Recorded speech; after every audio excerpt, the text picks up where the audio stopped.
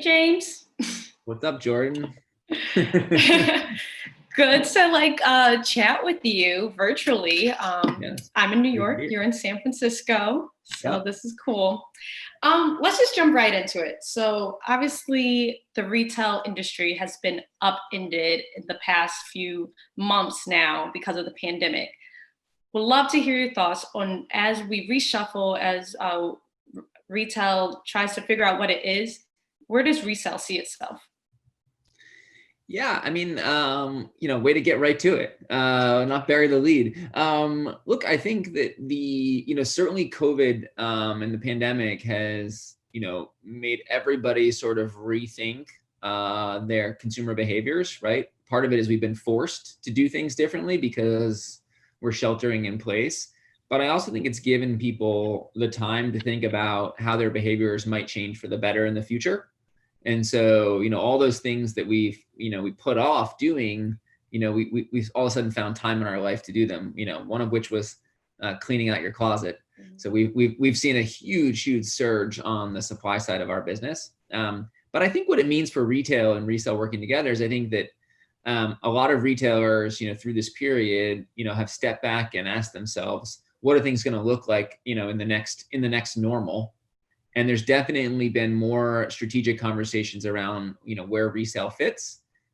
They've certainly reached out to us. We've had a number of conversations, with retailers. And so I think you're just seeing these behavior changes for consumers. I think you're seeing behavior changes for executives at retailers.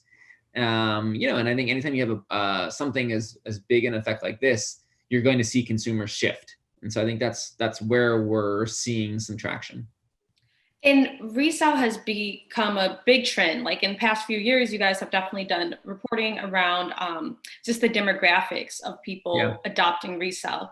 Are you seeing new adapters in this moment? So generally, is younger people, more diverse people who are adopting it, but what's it look like now? Yeah, I definitely, every year when we look at the data, our average age of our customer gets younger. And I think that is not because older customers are going away, but you're seeing, millennials and Gen Zers come onto the platform at much higher rates. And so, I do think that young people in particular are driving this shift into resale. And I think also what's interesting now with the pandemic is, a lot of people who maybe had the approach of, hey, I should do that. I want to shop more sustainably. I want to do things that are good for my wallet, good for the planet, but I'm busy and I don't have time. I think this created this moment in time where people said, "Oh, I'm now willing to try something, new or something different." And so I think it's been an incredible tailwind for us on the new customer acquisition side, as people are interested in trying out some new things. Plus, people are stuck at home, and when you're stuck at home, you sort of start to explore who you want to be in your best self, which made us all, bake bread. So we're baking bread, but we're also exploring new consumer options, and resale is one of them. And so in terms of those new consumers, are they older? Are they in certain parts of the country that you guys hadn't seen before? No, it's a pretty wide distribution of folks. I mean, I think what unites them is, we don't do men's clothing on thredUP, so it is women. And it's definitely this younger consumer, and I think it's a consumer that grew up, I'm in my early 40s. And so for me, and people of my age, we had to retrain the brain on shopping sustainably and caring about the environment and a lot of these other things. I think, if you've grown up over the last 10, 15 years, it's sort of wired into your DNA to care about these things. In a way that I think has allowed young people to come onto the platform more efficiently. Got it. And I definitely want to address the some of the concerns that people might have about secondhand market right now, just given that we're still living in this health crisis. So have you seen any customer concerns about, just wearing other people's clothes or purchasing other people's clothes? And if so, how is thredUP addressing that? Yeah, we haven't seen a huge surge in concern around, can I catch the coronavirus by buying used clothes? I think the media and consumers have gotten really smart that shopping online is safe. I think when this first hit, everybody was can I not touch, boxes or plastic, and I think the CDC and the World Health Organization have done a good job of alleviating some of those concerns that's not a risk. And so I think that information got out very quickly. And so I think consumers were comfortable shopping online. And I think they then started to learn that, hey, anything that they buy from thredUP, for example, is going to spend 5, 7, 10 days in the supply chain, and the virus can't really last on apparel or plastic or cardboard for that long. So we really haven't seen a surge in those questions. But I think what we've done internally is, all the work to ensure social distancing in our facilities and, been really focused on, hygiene and cleanliness in those facilities. And so to keep our workers and our associates safe. Great, thank you for that. And so thredUP is an online consignment shop, started that way. But in the past year, you guys have had some really interesting partnerships with department stores like Macy's and JCPenney. And I guess just a few weeks ago, announcement of Walmart. So a huge win on that front. So just walk me through, like, why did you and the rest of the company want to have this brick and mortar expansion? How does that fit in with your digital native company? Yeah. I think we've always thought about the business as having this direct to and from consumer model. That's really the core business. But the reality is that there are large retailers, large brands out there that have enormous footprints. And if you step back as a founder and say, how do I get people to care about this? How do I dent the universe, impart my hopes and dreams in a bigger way? You realize that, partnerships is a good way to do that. And so, you mentioned Macy's and JCPenney's. Those are good examples. Macy's and JCPenney's, combined 1,500 stores.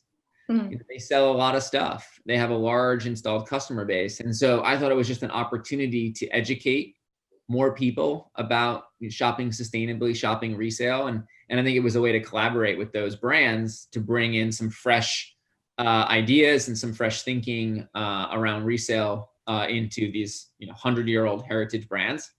And then Walmart, which we announced a couple of weeks ago, which I was very, very proud of the team for doing, because sometimes everybody wants to be smart and shop sustainably or do these things that we feel like are good for the environment. But sometimes they're not cheap, and buying carbon offsets or buying the cleanest green cleaning products, like, they do cost more.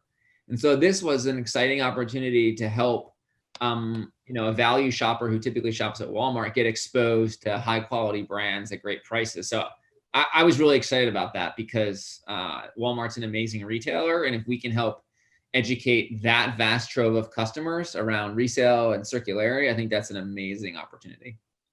Yes, and to that point, I think there's a stat from thredUP about that 22% of shoppers at discount chains like Walmart and the Targets of the world have already purchased like these previously used items.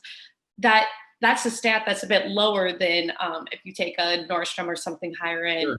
So do you see, what type of growth do you see among shoppers that are going towards discount chains entering this resale market? Yeah, I think, the shopping experience is to buy secondhand. And if you've been to a Goodwill, not lately, but before all this, right?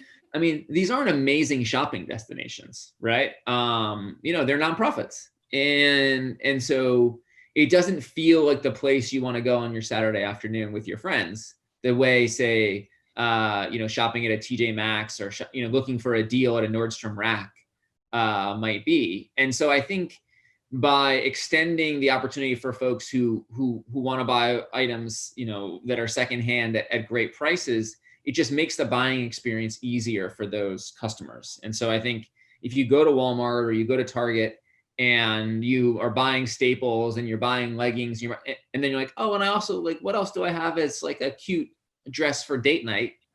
The idea that you might be able to find, some amazing brand secondhand, I think is a great complement to that core shopping experience, versus, I guess I'll have to leave here and go to find a thrift secondhand store and dig through the racks. I think our ability to curate that for customers online or offline is really powerful.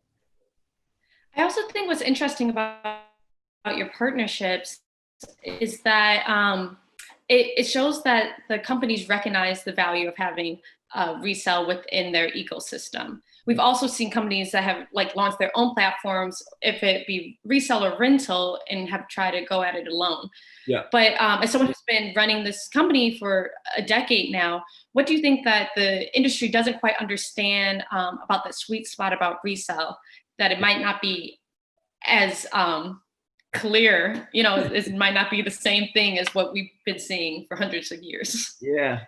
Look, I admire the companies that try and like do a fully branded go it alone strategy, because I think that takes a level of commitment that is sort of next level. And so I think Urban Outfitters has done this with their rental program, and Nordstrom has launched something, but they're working with a third party behind the scenes. But so I give those folks credit for biting it off. I think that the ones who are not doing it themselves are starting to recognize that single SKU and managing onesies, which is what we do, is very different throughout the supply chain than managing SKU depth.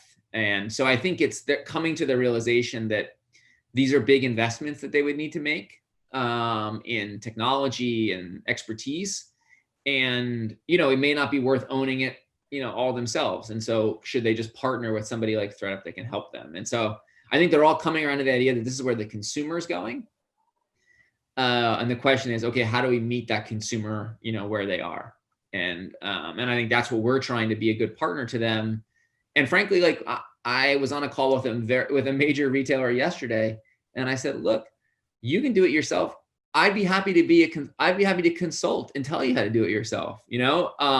I just want you to do it, because the more people that do it, I think that the better future we're going to have. And so I don't care whether we own it or we power it or we sit behind the scenes. I just want it to happen. I see. Yeah. And, so I cover retail every day, and just kind of thinking about the trends of what the world will look like after the pandemic. Many people are estimating that obviously the secondhand market might become even larger. And then also like the TJ Maxx's of the world might benefit. It's interesting though, because you guys are, primarily online and have really mastered that.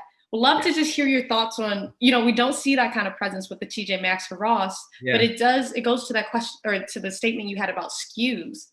Yeah. So how do you attract people in, even if they don't know exactly what they're going to get when they go on your guys' website? Yeah. I mean, I think where TJ and Ross and Burlington, and thredUP are very much aligned is, we're all about great value for the customer, but a bit of a thrill, a bit of a treasure hunt. You never know what you're going to get. If you go to TJ Maxx on that Tuesday, the next Tuesday, that thing you looked at is not going to be there, right? And so you have to sort of act now. And so I think we share a point of view on, what the customer wants as far as fun and entertainment. I think probably the difference is that, we sell 35,000 brands across 100 categories. And I think, the selection and the freshness that we provide in a macro level for consumers is much different than your local TJ Maxx store that might have a few thousand units. Mm-hmm. And so online, we're able to give you that incredible Amazon-like discovery process where, you may decide that you are looking for something in particular. Like I'm looking for a black, dress for going out with my friends, and we'll show you 712 black dresses for going out with your friends. Right. Or you might just say, I don't know, I need some tops. All the rage now, because, nobody has to wear. That's all we're seeing. And so, we there's some of that where I'm looking to, and the nice thing is that because the average prices on thredUP are so, so affordable, people can kind of pick and choose and really for $100, get 8, 9, 10 things without leaving their house. And I think that's something that matches the best deals out there. Great. And just a reminder to all of you guys out there, we're doing Q&A, but before I hop into that, one other question for you, James. So, it's very clear that we're headed into this recessionary environment. When the pandemic first started, people really just turned towards essential goods. We saw the jobs report out today. It's very high still. So how is thredUP convincing shoppers to shop right now, even though you guys aren't in that essential good category or what's deemed to be essential goods? Yeah, I think, you know, I don't think we'll ever convince Americans to stop wanting new things.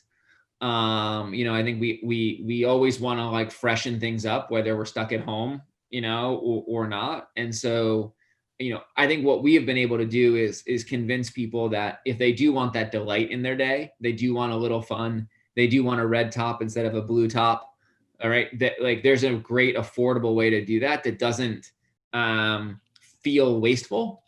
And I think thredUP is a guilt-free shopping experience. And I think we've really helped educate consumers that that you can shop without feeling guilty and that it can be fun. And I think that's the messaging that we've really like zeroed in on around, you know, during the pandemic, which is, you know, it's a serious issue, or the protests and the riots, right? I mean, like there's a lot of heavy stuff going on. And we know that people, you know, need some pleasant distraction at times, and we want to be there to provide some of that. So I think we've tried to play into that and feel like we can create value and opportunity and fun for people. Got it.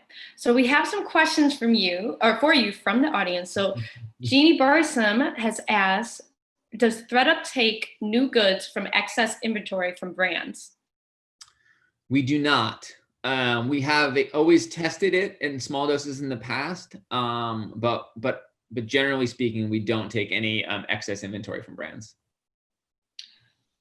Same person has asked, has the trend of resale helped nonprofit retail stores or hurt them? So kind of going back to what we were talking about goodwill earlier. Yeah, I mean, I think that there have been some that have benefited, and I think probably some that have not. You know, so we work with a number of charity partners. If you send your clothes to thredUP, you know, you can donate to charity, you know, instead of earning a payout. So we work with a number of charities, the biggest one being Feeding America right now. That's our spotlight charity. But I do think the overwhelming problem we're trying to solve is that most of the stuff that you give to a Goodwill, or not Goodwill, but a charity shop, or you donate, most of that stuff gets shipped overseas and it ends up in a landfill overseas. You know, it's been widely reported. The BBC has a great documentary. Netflix has a documentary on this, of just the landfilling of all this apparel.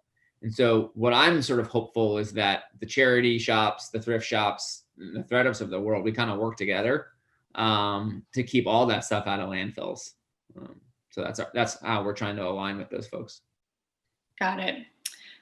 Still, you guys can still write in questions while we wait for some others. Let's go to the sustainability. So sustainability was definitely top of mind end of last year, early this year. Yeah. Obviously, the news cycle turned to the pandemic. Now we're in, you know, civil unrest. But where do you see sustainability in the environment right now? Yeah. Like, usually what we see with like social responsibility, that kind of gets pushed to the back burner when there's some immediate financial thing. Do you think that happens this time? I actually don't. I think sustainability becomes even more, people become more acutely aware, because I think consumers, Americans, are sort of zooming out. I think globally we're zooming out and saying, man, like, is this the world we want to live in, right? Like, whether it's the pandemic or it's you know, tension, you know, race relation tensions here in the US, right? Like, I think there's a number of these things where we ask ourselves, is this the future we want? And I think, you know, young people have been very outspoken. Like, it's like all the data comes back that if you're 25, like your top priority is climate. Like it's relentless. Like at no point is it like anything other than climate. It's at the top of the list, because the data is nearly unanimous, right? That's where we're headed. And so I think it's easy for people now to look around and say, we gotta do stuff differently. You know, we got to build a better world and across a bunch of dimensions, and we can't give up on the climate. So yeah, I think it's a big, big issue for people, and I don't think it's going away.